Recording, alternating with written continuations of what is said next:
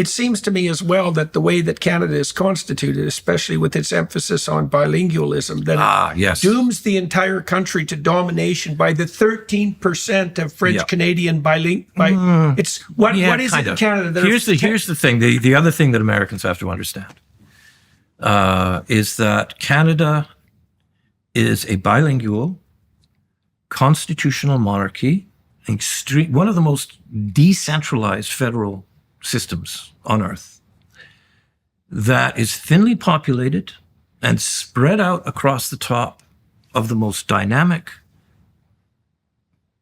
cultural phenomenon in the history of nation states. So the role of a Canadian prime minister has always been to unite the country, to keep, the role of federal policy has always been to allow Canadians to have a conversation amongst themselves. It's why we fund the CBC and the Canadian Council for the Arts and what have you. And it's a difficult thing to do because we are very, very culturally diverse.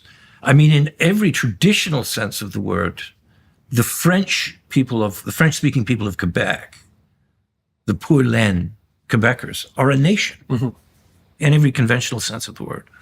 And Canada is, I guess we're kind of a nation, but it's complicated. I mean, it is vastly complicated, and it's a huge landscape. So the function of a prime minister has to be to unite the country. Yes, under something approximating a national identity. That's which right. Trudeau something core. Dispensed with something that immediately. When push comes to shove, it's possible that we might be able to muster fire in the belly. Right. About the defense of this country. Or maybe even just the desire to keep the country together and functioning. Quite so. If we couldn't go all the way out for passion. That's the other thing about Trudeau, is that it's a complete rejection of that, a complete reversal of that. It's just like, meh, we're a post-national country.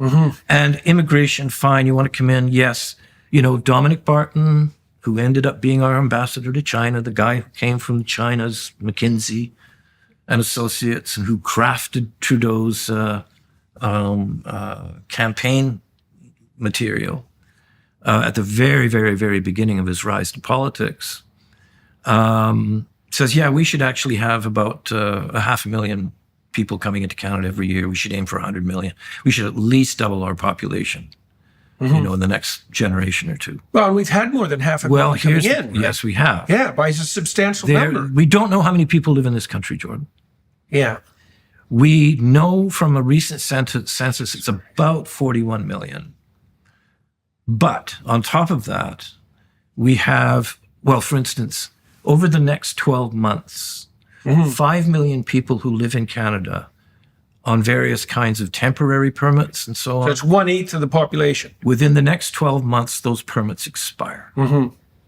Then there's another between 50 and 500,000, according to the official guess of the Immigration and Refugees and Citizenship Department, who are what they call out-of-contract workers, which are undocumented workers. Now, for Americans to hear these numbers, America's 10 times as many people, it's 10 times as populous. So, just do the math, right? Yeah. If there's 5 million, if there are 50 million American or people living in the United States whose temporary permits expire within the next 12 months and who have all given every impression that they do not intend to leave. Yes, why would they leave? So Pierre Poilievre's coming along, right? Yeah. And the interesting thing about Pierre Poilievre, this goes back to what we were talking about earlier about language. And is this liberal or, what the hell? Pierre Poilievre, when he talks about housing, when he talks about employment, when he talks about access to healthcare, when he talks about wages, he's Bernie Sanders. The Americans have to understand this. Try to imagine Bernie Sanders. I mean, and also the trade union vote has gone to the Conservatives. Gone to Poilievre. This has never happened before. Yeah. The working class vote has gone to Pierre Poilievre. I don't know. I mean, I'm not a partisan conservative. I don't know if I've ever written a conservative sentence in my life, by the way, although most of my friends seem to be conservatives. I don't know how that happens. Well, the whole world's upside down, so that's not surprising. So what the hell? Whatever the classic political distinctions were 15 years ago, whatever they are now bears no relationship to what they were 15 years ago. So my great fear, and I'll close with this, and you can challenge me. Tell me I'm wrong, or if you like, whatever. can argue. I think we've got about a year or two before everything starts to come unglued. And I'm very worried about this. I've always been an optimist. I've been an inveterate optimist.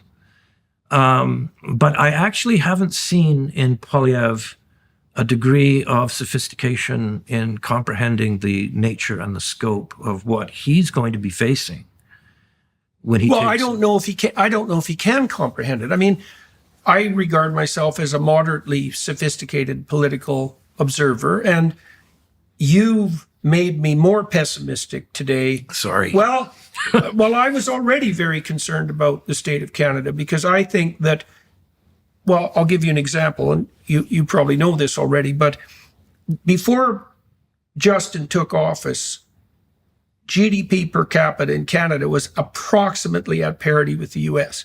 Okay, now our richest province, Ontario, the inhabitants of our richest province by per capita GDP are poorer than the average inhabitant of Mississippi. I thought it was Alabama. Is it Mississippi? Same. Last thing the people in our richest province are poorer than the people in the U.S. poorest state, right? That's a 9-year decline. It's an absolute bloody catastrophe. And we know Trudeau just announced a $62 billion deficit yesterday, which was $22 billion higher than the pessimistic estimate that his finance minister had come up with a few months ago. Whatever state we think the country is in is nowhere near as grim as the state the country's actually in. And what my fear for Poilievre is that he's going to take power in October, because I think Trudeau will hang on till then, but maybe not. We'll see.